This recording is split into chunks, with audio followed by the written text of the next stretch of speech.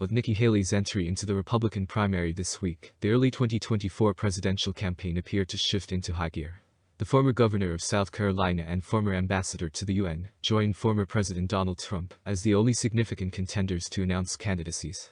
That was inspired by Haley's announcement and the fact that President Joe Biden and a number of Republicans, including Florida Governor Ron DeSantis, have yet to make any. Do primary winners typically enter the presidential race early or late? The answer is dependent upon the other candidates. Being early is preferable if there isn't an incumbent running in the primary. If there is, it matters much less. Both the Democratic and Republican parties entered the modern primary era in 1972 and 1976, respectively. Numerous prominent candidates have since made the decision to run for president, or at the very least established exploratory committees with the Federal Election Commission. To see if there was a pattern, I wrote down the date that came first for each of them. It turns out that March 16 of the year prior to the general election has historically been the median date for candidates to enter a presidential primary without an incumbent. That has varied significantly from year to year. On both the Democratic and Republican sides, the median candidate enters the race in January 2007 for the 2008 cycle, but other years, it's much later. How quickly or slowly a field develops does not really affect how well the eventual nominee performs in the general election. For instance, Democrats were the winners of both the presidential elections in 1992 and 2008, despite 1992's much later start. When candidates entered the race in comparison to their rivals does seem to matter for winning a primary. 10 of the winning candidates entered earlier than the median candidate in the 17 primaries since 1972 that did not have an incumbent. The middle candidates made up 2 of the winners. 5 entered the race after the average candidate. There were 6 who entered the race at least a month and a half before the average candidate in that cycle. In the 1972 election cycle, the Democratic candidate George McGovern got off to a nearly full-year head start on the competition.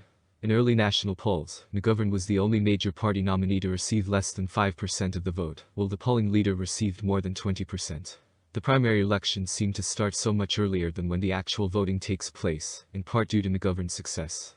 The secret to succeeding in a presidential campaign is to gain public attention early, raise money, and establish an organization. It could be disastrous if you fall behind too much. Even contenders who you might have thought entered the race later frequently did so much earlier. Trump's trip down the escalator during his official announcement in June 2015 became well known. The fact that he began an exploratory committee in March 2015 while also running for office at the time is less well known. Of course, entering a presidential race early does not ensure victory. Reuben Askew, a former governor of Florida, filed with the FEC for the Democratic primary in the 1984 cycle, and John Delaney, a former representative from Maryland, filed in the 2020 cycle, less than a year after the previous presidential election. Both didn't get very far. However, generally speaking, arriving early is preferable to arriving late. The winners who entered later didn't enter that later, after all. For instance, the most recent was Ronald Reagan, a Republican, in the 1980 election.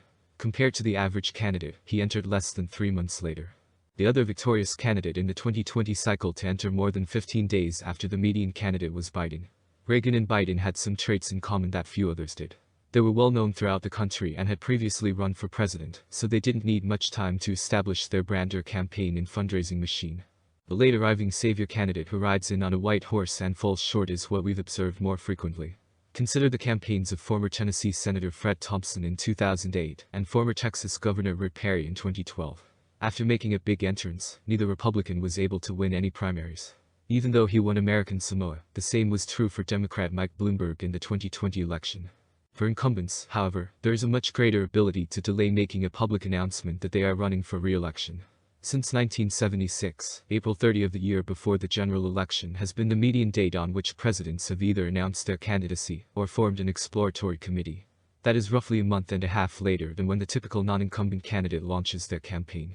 On February 10, 2023, U.S. President Joe Biden pays attention as a group of governors from both parties discuss a topic in the East Room of the White House in Washington, D.C., during the National Governors Association winter meeting. Certain presidents do depart early. Trump's failed bid for re-election in 2020 officially began when he took office. On the day of the inauguration, he created an exploratory committee. But for incumbents, later is typically the rule. For example, Reagan's extremely successful 1984 re-election campaign didn't begin until October 1983. Similarly, George H.W. Bush began his 1992 re-election campaign in October 1991. The fact that incumbents can afford to leave later shouldn't come as much of a surprise. Rarely do they face any formidable rivals for the party nomination. Because of their widespread brand recognition, incumbents don't need to ramp up their fundraising infrastructure as quickly. All of that seems to correspond with what Biden is currently experiencing. In fact, according to some reports, he'll probably declare his candidacy for re-election in April. But for Republicans who are unsure if it's too early to start running for office, history is fairly conclusive. Start as soon as possible, because if you wait, you might fall too far behind to catch up.